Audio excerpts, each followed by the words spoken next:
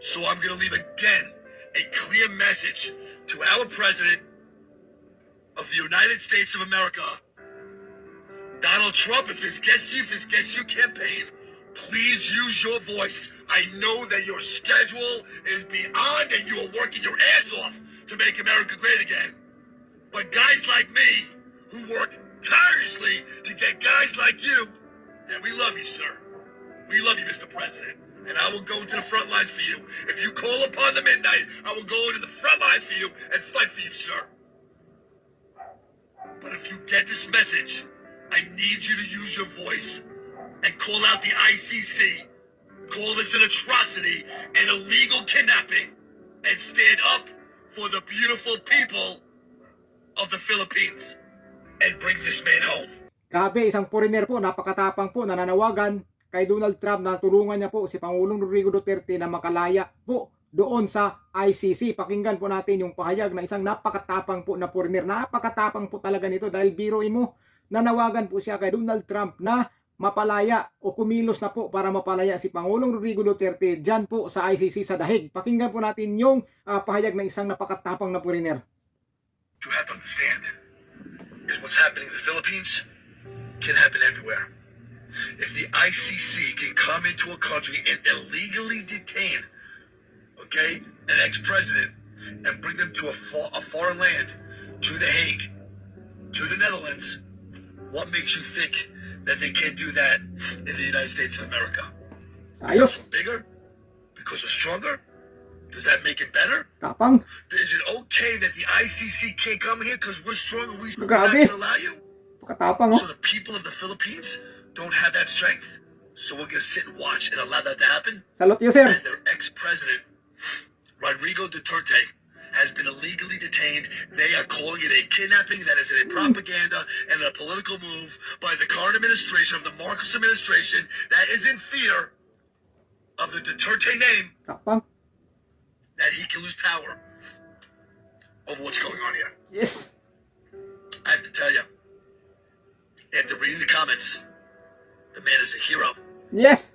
The man absolutely won the hearts of the mommies, the daddies, the children, Yan! the vulnerable, the poor of Iyak siya, all oh. of the Philippines for his war against drugs.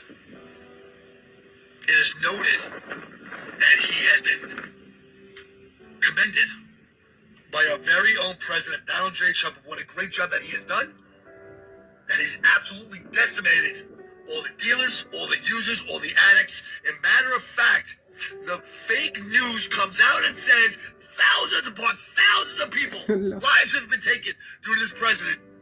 But why do the comments keep coming over from everybody over there? I'm getting hundreds of thousands of comments saying 20, 30, 40 people. And then what he does is open up all these rehab centers and gives them an opportunity. Before their life is taken, gives them an opportunity to turn their lives around and become a better human, become a better version of themselves. And the whole world is screaming out, and the whole world and the whole country is mourning. But yet, on mainstream media, on all of our fake news, what is the agenda? What is the political position of the United States of America that not one person is talking about this? I must tell you, it's disgusting, it's an atrocity, it's horrible. I don't have a political tie with the people of the Philippines. I've never dated anybody from the Philippines. I've never been on vacation from the Philippines. I've never been to the Philippines. I don't know anything else about the Philippines except for in my DM box, I have thousands upon thousands of messages. Please bring our friend home. Bring our family home. They refer to them as their dad, as their loved one, as we love him so much, and what he has done for our people, and for them to treat him this way is an atrocity.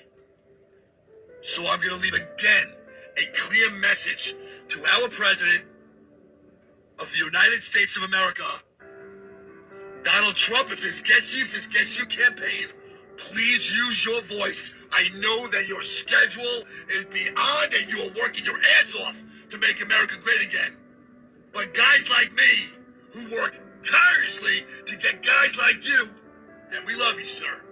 We love you, Mr. President. And I will go into the front line for you. If you call upon the midnight, I will go into the front line for you and fight for you, sir. But if you get this message, I need you to use your voice and call out the ICC. Call this an atrocity and illegal kidnapping and stand up for the beautiful people of the Philippines and bring this man home. Grabe. Nanayo yung balahibo ko. Nakakahanga po yung ginawa ng isang foreigner na yon. Nakakahanga po talaga. Sobrang tapang po. Inilabas po niyang sa loobin niya.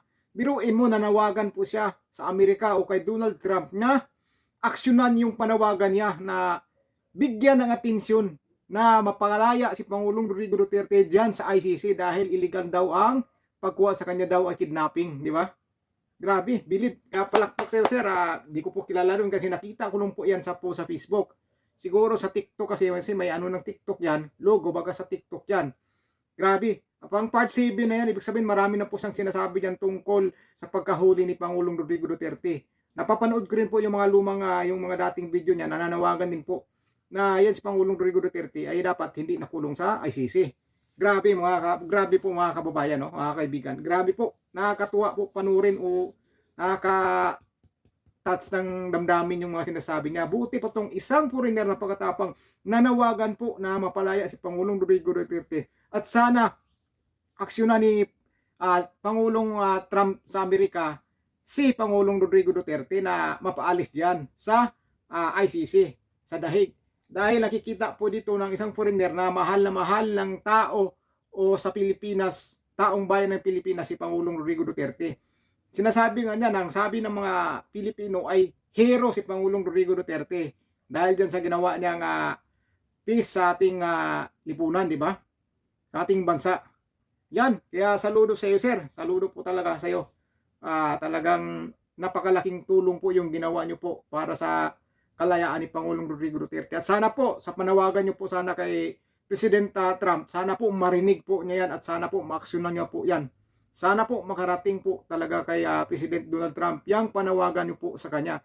Ganun yung panawagan niya, parang nakakaano po talaga. Grabe, tayo balibo pa.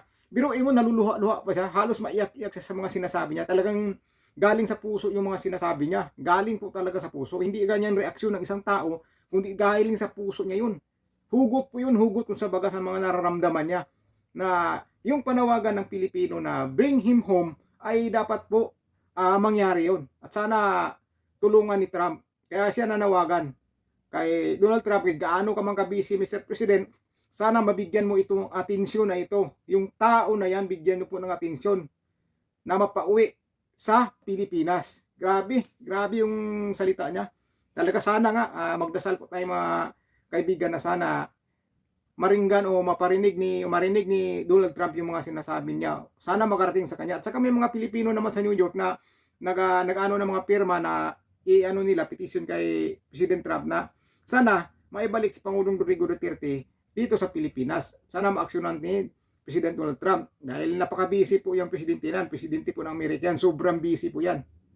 Kaya ang sabi dito ni Sir na kaano magka-busy ang Mr. President, alam po niya na sobrang busy ka. Sana mabigyan mo ng atensyon itong panawagan ko, na bigyan mo ng time o atensyon tong tao na to na nakulong dyan sa ICC. Na sana mapauwi sa Pilipinas dahil mahal na mahal ang taong bayan yan. Grabe, di ba? Totoo po ang mga sinasabi niya. So ibig sabihin nakasubaybay po siya dito sa pangyayari sa Pilipinas at saka sa nangyayari kay Pangulong Rodrigo Duterte. Sinusubaybayan niya ngayon dahil pang part 7 na nakalagay po diyan sa videong iyan. Part 7 na po. So ibig sabihin nakasubaybay siya ngayon at saka yung sa comment section binabasa niya.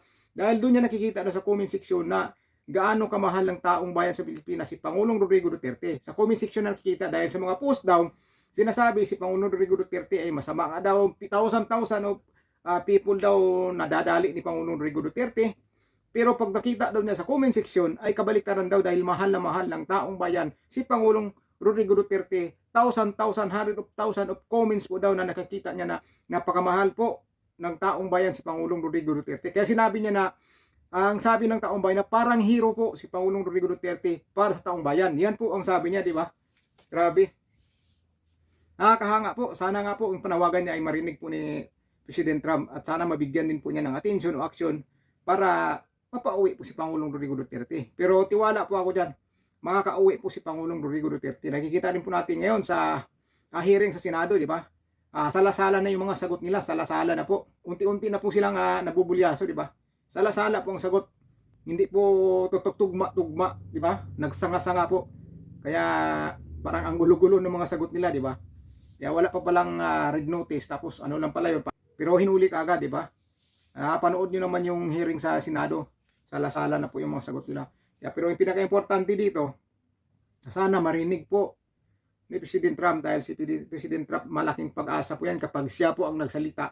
Sigurado po yan dahil isa po siyang pinakamalakas na presidente ngayon sa Amerika, di ba? Siya ang malakas dahil siya ang pinaka taas na posisyon ngayon sa Amerika. Isang salita niya, palayain nyo yan. Pag hindi nyo pinalayan, sigurado yan, mapapalaya yan, di ba? Sana nga mabigyan natin siya. Kaya pagdasal po natin mga kaibigan na makalaya na po si Pangulong Rodrigo Duterte. Saka sa awa ng Panginoon ay wala na po daw sa ospital sa loob ng ICC compound si Pangulong Rodrigo Duterte. Ang sabi ni BP Sara ay nasa detention na po siya. So ibig sabihin, medyo okay na po yung kalagayan sa pangatawan ni Pangulong Rodrigo Duterte. Ay salamat sa Diyos naman at ganun po ang nangyari, di ba? Pero ano po, talagang positive po talaga yun ang abogado ni Pangulong Rodrigo Duterte na mapauwi si Pangulong Rodrigo Duterte. Sana mapaaga daw pag-uwi si Pangulong Rodrigo Duterte.